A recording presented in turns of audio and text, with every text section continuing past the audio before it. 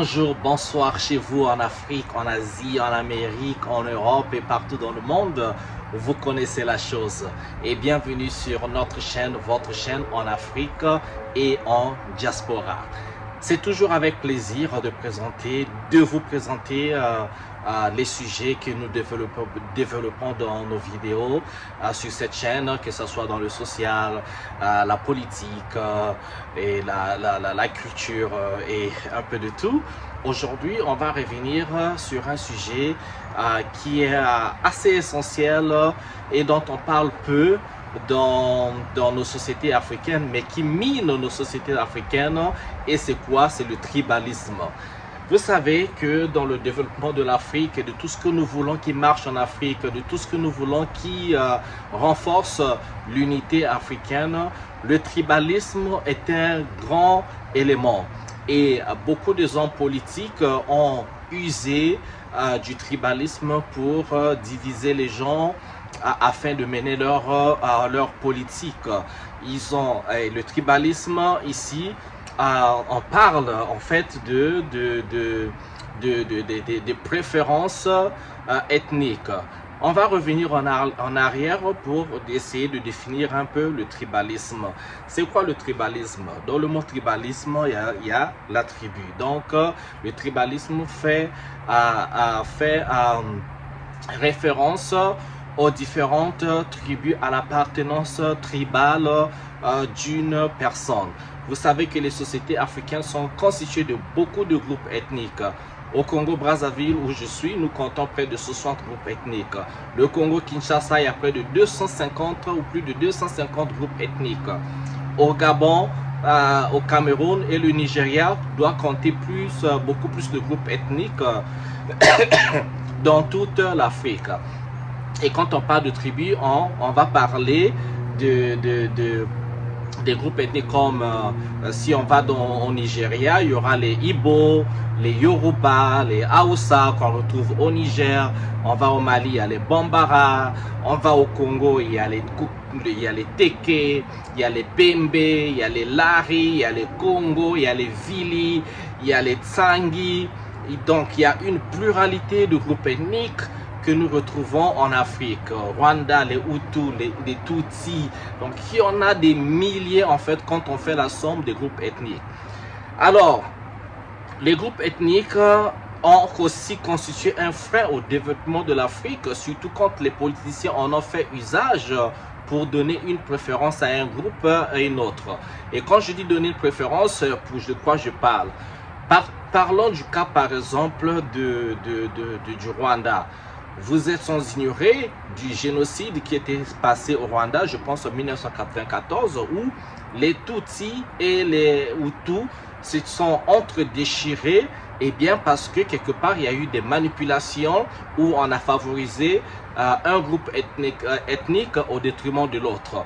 Il avait suffi juste qu'on manipule un groupe ethnique pour dire ben, vous savez, vous êtes les plus intelligents, vous êtes les plus économiquement, financièrement avancés, que vous êtes les plus forts.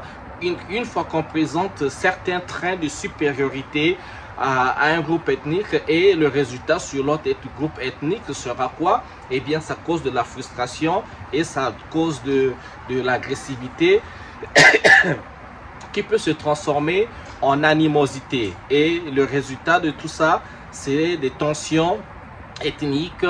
Et après, c'est des combats. Et surtout, ce groupe ethnique dont on fait la préférence, quand un de leurs accède au pouvoir, devient président, devient ministre, eh bien, il y aura toujours des membres qui diront, voilà, on vous avait dit que nous étions les plus forts, les plus intelligents, voilà que nous avons l'un de nôtres qui est le président de la République, et nous commandons sur vous. Nous piétinons sur vous, nous sommes supérieurs à vous. Au fil des années, ça va causer, ça peut résulter à des guerres. Et donc, c'est un peu ça l'élément qui fait que le groupe ethnique peut causer un frein.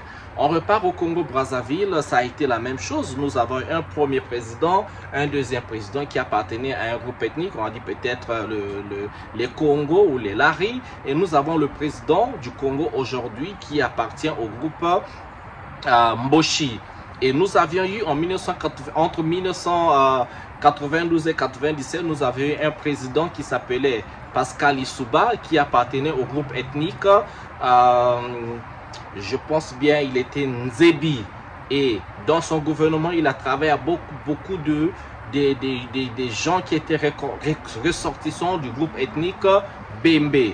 Et donc, ceux qui étaient du groupe ethnique Mboshi n'étant plus au pouvoir, les Mboshi sont de groupe ethnique qu'on retrouve au nord du pays. Et par contre, les Nzebi, les Bembe, les Tsangi, les Dondo et autres, ce sont des groupes ethniques qu'on retrouve au sud du pays. Les résultats, ça a été par des manipulations dans l'ombre. Il y a eu des tensions entre les groupes ethniques du nord et les groupes ethniques du sud. Et comme les Mboshi avaient leur président qui était leur gars qui était déjà président de la République, et tous les autres groupes ethniques appartenant au nord du pays devaient être libellés de Mboshi, même quand ils n'étaient pas Mboshi, et ceux qui étaient de ce côté-ci étaient libellés de Bembe ou Nzebi, même quand ils n'étaient pas Bembe. Donc ça fait deux clans comme ça là. Et en 1992, il y avait ce qu'on appelait la conférence nationale au Congo-Brazzaville. Il y a eu une expression qu'on appelait Nibolek. Nibolek voudrait dire des gens qui étaient donc des trois régions, Ni pour le Niari, Bo pour la Bouenza, Lek pour la Lekumu. Et donc ce sont trois régions qui se situent au sud du pays. Et donc il y a eu les Mboshi et après il y a eu les Lari. Donc le pays s'est divisé en trois catégories. D'un côté, les Nibolek du sud, les Lari également du sud-sud-est et les Mboshi donc au nord. Ok, donc les tensions se sont renforcées. Le pays se sont retrouvés divisé. Et quand les Mboshi, le président actuel Denis Sassou Nguesso est arrivé au pouvoir, lui faisant partie du groupe Mboshi, et beaucoup de Mboshi se sont sentis tout de suite supérieurs aux autres groupes ethniques. Le résultat, c'est des tensions et il y a eu aussi des préférences. Donc quand vous allez dans l'administration, tous les directeurs des administrations devaient appartenir donc au clan des Mboshi. Tous ceux qui avaient le privilège au niveau de l'administration avaient donc appartenu au clan des Mboshi. Et les autres devaient avoir des postes moins que ceux du clan Mboshi. Et on se retrouvait avec ce clan étant conscient de leur pouvoir, de leur supériorité. Certains en utilisaient ou bien en faisaient usage pour dominer les autres. Donc, la distribution des rôles ou des fonctions étatiques, ils devaient être les prioritaires.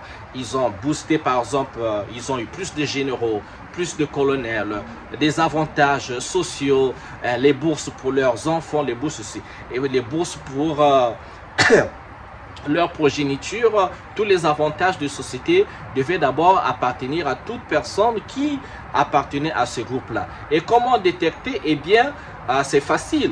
Dans chaque groupe ethnique au Congo et beaucoup de parties, pour beaucoup d'autres endroits en Afrique, ont une certaine identité. L'identité commence par leur nom déjà.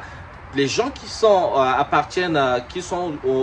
se situent au nord du pays ont des noms qui commencent souvent par des voyelles. Vous retrouverez des Oba, des Ibata, des Akwala, des Ondongo.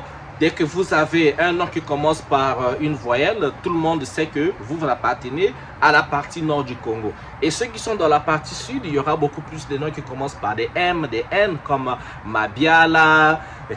Il y a aussi des B comme les Mbungu, les Bungu et les Mbungu. Donc les noms commençant par M et N.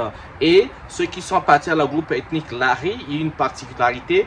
Leurs noms ont tout de suite des significations comme Thomas Diatunga, comme Bavuidinchi.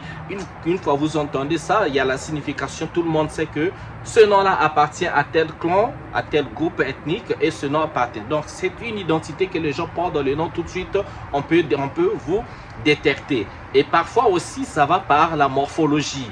Le physique peut vous situer selon votre groupe ethnique. On retrouve par exemple des Téké. Il y a deux types de Téké, du groupe Téké. Il y a le Téké du sud et les Téké du nord. Les Téké du nord ont tendance à avoir une taille une taille courte, et surtout leur particularité, c'est les balafres. On appelle ça au Congo les Nzoloko. Donc des balafres, c'est des traits comme ça sur les visages avec des caractères différents qui signifient certainement des choses dont moi je saurais vous dire pour l'instant. Mais quand vous retrouvez des gens avec certains balafres, on sait tout de suite que ça c'est le groupe des Téké, parle différents des groupes Téké par exemple du sud. Et c'est comme j'ai dit, c'est parfois par la taille, c'est parfois par la couleur de peau. Il y en a qui sont un peu plus foncés et il y en a qui ont un peu la peau un peu plus claire. Vous prenez l'exemple par exemple de nos frères et sœurs du Soudan du Sud par exemple, vous remarquerez qu'ils sont un peu plus foncés comme le mien, et peut-être encore beaucoup plus foncé que le mien.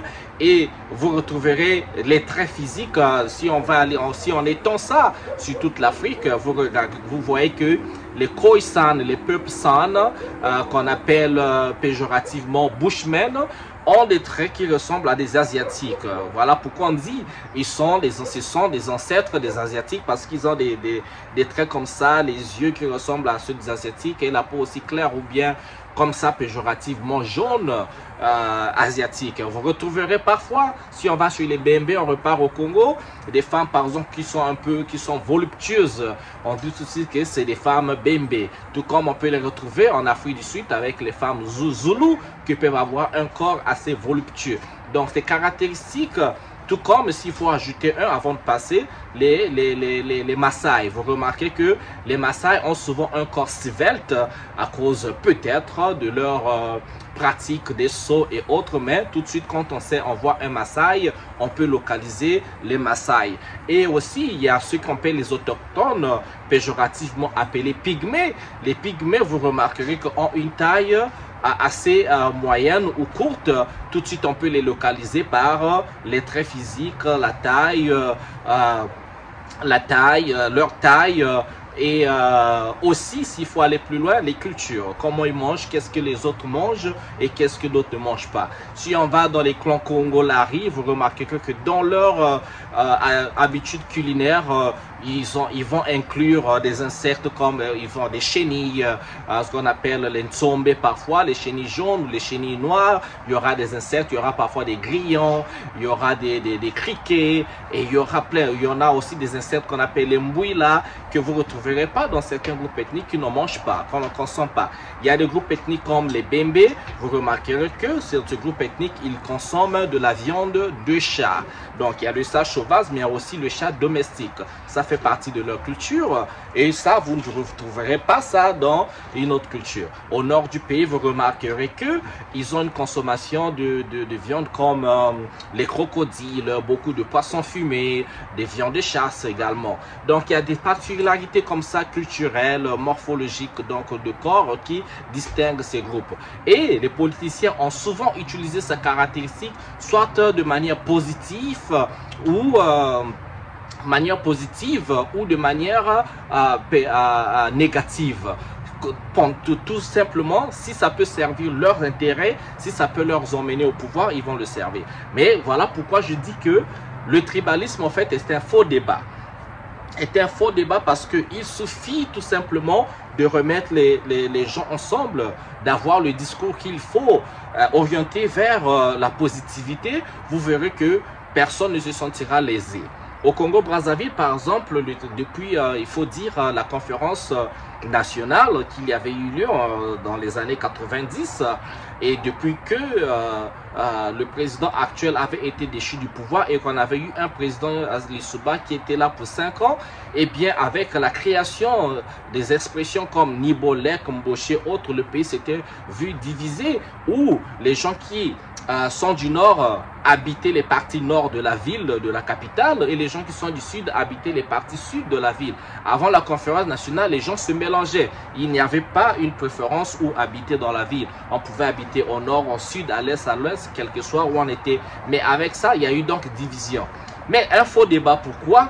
Ceux qui ont maintenu cette division parce que ça servait leur intérêt. Ça permet de diviser les gens pour mieux régner et avoir à diriger les avantages sociaux vers un seul groupe ethnique. Nous avons eu un candidat il y a peut-être 4 ans de cela. le candidat aux élections présidentielles. Donc, et après, je pense qu'au Congo-Brazzaville, c'est chaque 7 ans qu'on fait des élections présidentielles.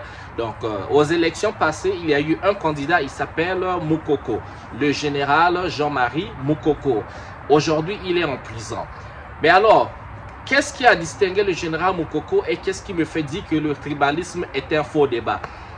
Est un faux débat, pourquoi? Parce que quand ce général est arrivé, Moukoko c'était un le général c'était un gare originaire du nord du pays. Donc il est censé être dans le clan Boshi. Mais par contre, quand il a décidé de battre campagne pour devenir président de la République du Congo, eh bien, c'était un gars avec pas de sans fanfare, sans grand budget. Il a réussi à tenir un discours qui a touché le cœur des Congolais. Et en un rien de temps, le général est devenu le préféré des Congolais. Et parce que quand il parlait, quand il parle tout de suite, il vous touche le cœur. Il a touché les gars du Nord, il a touché les gars du Sud, les Lari, les Bembe, les Dodo, tout le monde. Et sans fanfare, comme je vous dis, il a mis tout le monde d'accord et tout le monde était donc... avait pris la décision de voter pour lui. Et aucun candidat, je vous assure, ne pouvait tenir tête à Moukoko, même sans argent, même sans rien. Quand il faisait les campagnes présidentielles, par exemple, il n'était pas là à donner, acheter l'âme des gens, acheter la conscience des électeurs. Il faisait pas les t-shirts, il donnait pas de l'argent aux gens, comme faisaient d'autres candidats. Il fallait acheter donc la conscience des gens. Il fallait donc toujours procéder par... comme on appelle, voilà, la corruption. Lui n'a pas fait ça, mais dans ses campagnes, c'était toute une foule. Il drainait de foule comme ça, rien qu'avec les paroles, rien que sa façon de parler. Vous sentez que ça venait du cœur et tout Congolais se retrouvait, tout le monde se disait, ça c'est le futur président du Congo. Eh bien, ça c'était mal vu, les résultats, il fallait fomenter des choses contre lui. Aujourd'hui, il est en prison et nous tous savons tous le jeu politique. Il fallait tout simplement l'écarter du jeu politique. Il est en prison. Donc, pour moi, c'est le vrai président du Congo parce qu'il était élu du peuple, parce qu'en un rien du temps, il nous a démontré que le tribalisme est un faux débat. Parce qu'il suffit juste d'avoir des discours orientés sur le peuple, le bien-être du peuple. Quelle que soit votre appartenance ethnique, vous êtes pris comme un Congolais, comme un Africain et que le président arrive pour un programme qui est pour votre bien-être. Que ce soit dans l'éducation, la santé, l'amélioration des routes, l'énergie, construire l'avenir pour vous, pour vos enfants, pour vos petits-filles, vos petites-filles, mais un avenir du pays de génération en génération. Et quand vous avez ces discours-là, et aussi vous reflétez ça dans votre caractère et dans votre train de vie, tout de suite là, vous êtes le préféré du peuple. Mais pour ceux qui manipulent, c'est pas bon. Voilà. Ben, je vais terminer ma vidéo pour dire que le tribalisme qui divise, qui constitue un frein pour beaucoup de sociétés africaines est un faux débat. Il suffit juste de ne pas l'user pour la division. Et bien, vous verrez qu'il est facile de réunir le peuple et faire de nos groupes ethniques une richesse pour nous. Et voilà pourquoi je parle de la richesse de nos différences. Nous sommes différents, parlons des langues différentes, mais c'est ça aussi notre richesse, c'est ça notre force, c'est ça de la force de l'Afrique. Si l'Afrique n'a pas, malgré l'esclavage, la colonisation, on n'a pas réussi à éradiquer les cultures africaines parce qu'il y en a trop, il y en a des milliers, c'est ça qui fait notre force, il ne faut pas oublier les gars, des milliers de langues, des milliers de groupes ethniques, on ne peut pas en faire juste comme on a fait en France par exemple. Tout le monde parle français, mais ils ont oublié qu'il y a des Bretons qui parlent le breton, il y a les Basques qui parlent les Basques, il y a des Normands qui parlent le normand, il y a, voilà, les gens, ceux de l'Aquitaine. Ça existait, les groupes ethniques en France et un peu partout en Europe, mais il y a quelque part dans l'histoire, ils ont décidé de faire du français la seule langue ou de l'anglais la seule langue et les autres marginalisés ou purement et simplement. Voilà, merci de m'avoir suivi. Soyons fiers d'être africains, soyons fiers de nos appartenants ethniques, mais soyons fiers de toutes les ethnies et on ne peut pas utiliser notre ethnie pour dire que vous êtes supérieur et tout. Non, c'est la division. Soyons ensemble, c'est notre force. Et les Africains ont pour une seule arme fatale, c'est notre unité. Divisés, nous sommes faibles, unis, nous pouvons déplacer les montagnes et aucune puissance mondiale ne peut nous subjuguer, ne peut nous faire chantage et ne peut nous dominer. Voilà, c'était mon message pour aujourd'hui. Merci de m'avoir suivi. N'oubliez pas de partager la vidéo, de mettre des j'aime, des commentaires s'il vous plaît. Si j'ai raté quelque chose, mettez en commentaire. Entre temps, je vous souhaite bien de bonnes choses. On se retrouve prochainement. Ciao, ciao.